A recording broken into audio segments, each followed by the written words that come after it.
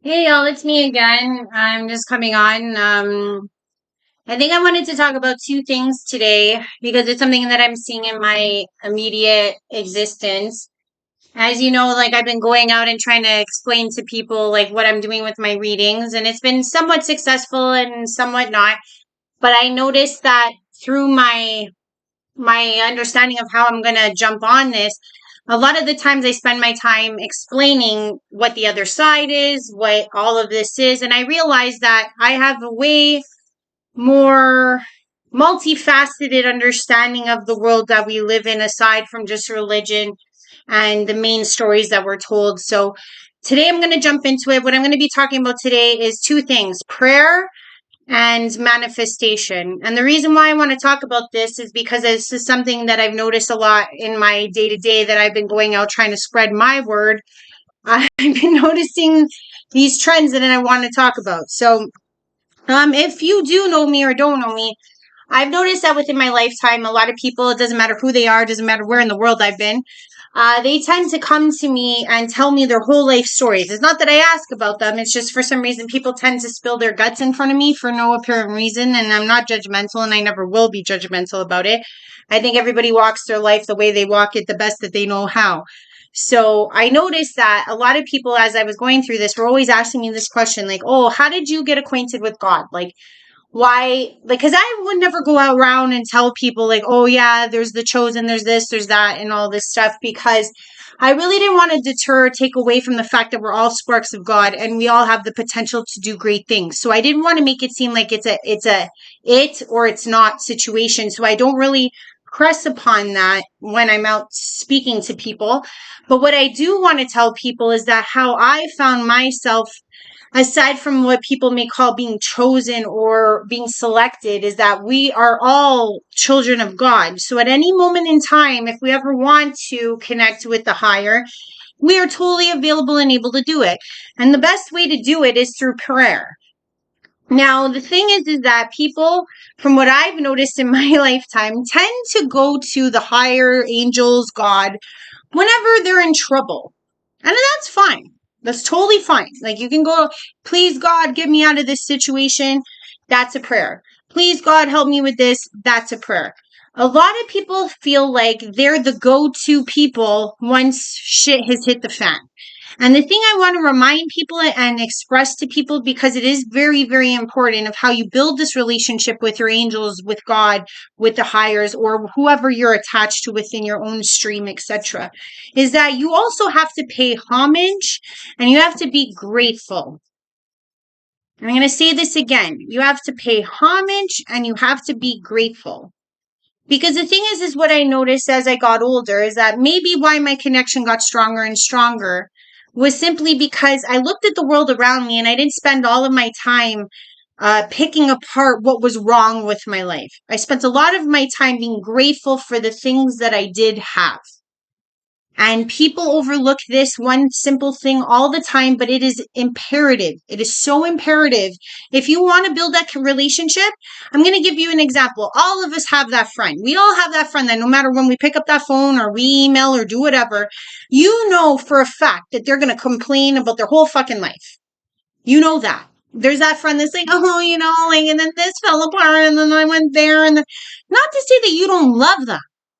But you want to know something? You're not going to call them as often as your friend who's fun and exciting and has good vibes, etc. So please understand that the higher that be and also God kind of see us in the same way. They also feel like if you have tools that can help you out of your situation, use those tools that are given to you and work with them and then try to see your way out of it before you come, like, complaining and or praying to us.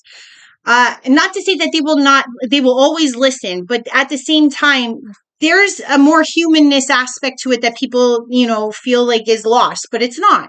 Because if you're not really giving gratitude, if you're not sitting there and saying, you know what, I'm so grateful I have a roof over my head. I'm so grateful I have food in my fridge. I'm so grateful I have clean water. I'm so grateful that, there's lights that are on. I have heat in the winter. I have AC in the summer. I have a car. I have this. I have that. These things are not afforded to everyone in the world. These things are not afforded to people in your own city sometimes. These things are not afforded to even the impoverished of every nation. So the thing is that instead of spending your time focusing when you pray on only looking at what's negative in your life and asking for better, it's very, very, very wise and helpful to spend the time looking around at all the great things you have, because that's what connects you to the all. Because the all has put you here. The all has provided for you. Give homage to it. You are lucky to be alive. You are lucky that you exist. You are lucky to have everything you have. And sometimes you got to sit back and you got to be grateful for the things you have. So the first thing I wanted to talk about this video was like, stop always thinking that prayer is an SOS situation and start looking at prayer as a gratification situation. Like, be grateful for what you have.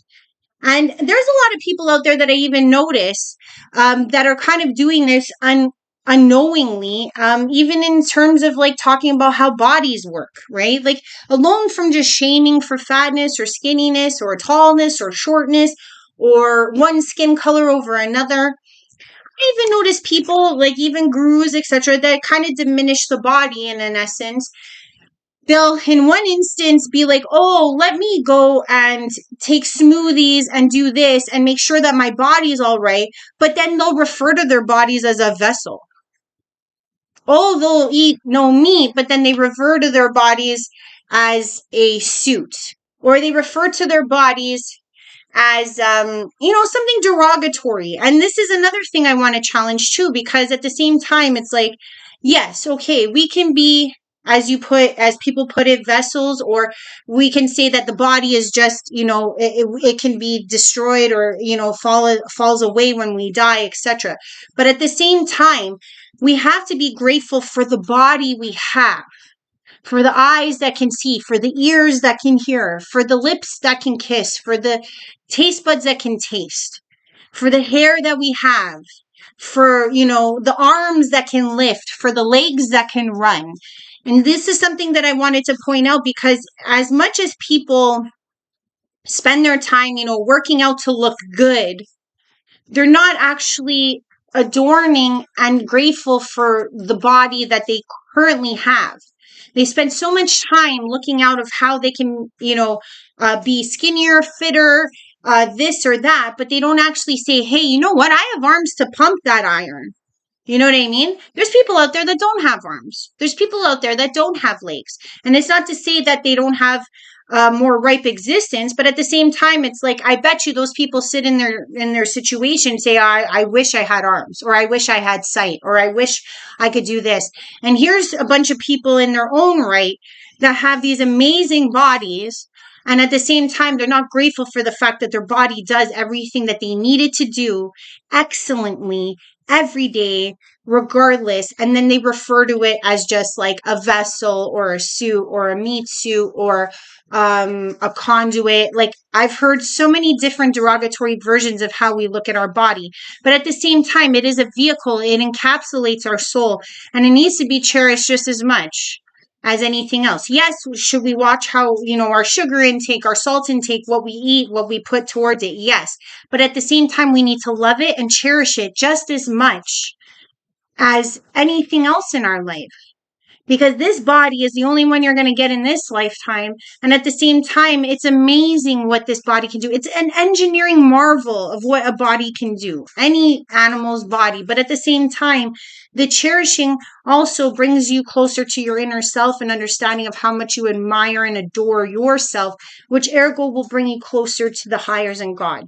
So I just wanted to express that, because I've been noticing that a lot online, that people are derogatorily speaking about their bodies in a way that I feel like is not good to propel to the masses, because then people feel like, oh, the body is something that they don't have to adorn. And that's not necessarily true, because in history, they always called the body a temple, and it is very true. This body is a temple for the most amazing part of us, which is our soul. So to say that you should always keep the upkeep of your home, yes, but at the same time, you should love the home you're in, no matter what the situation of the body is. So even if you're bald, be glad that you have hair everywhere else on your body. If you're somebody who's got issues with your teeth, be glad you can see. Like, you have to realize that, yes, maybe your house may not be the nicest house on the block, but at least you got a house on the block. You know what I mean? Like, there's entities out there that would kill to have a body right now. So I'm saying there's this homage and understanding that through prayer and gratitude for everything that we are brings us closer to God. So I just wanted to put that out there. That was this video. I think I'm going to do another video about manifestation, but for now, I really wanted to talk about gratefulness and how important it is to spend at least 5 minutes a day when you're like dropping your kid off at school, or when you're going to work, or when you're coming home from work, to really take a moment and realize how blessed you are, how blessed we all are, and the marvels that are in front of you every day that you take for granted. Thanks a lot, guys. Just wanted to head off and talk about that today. Thanks.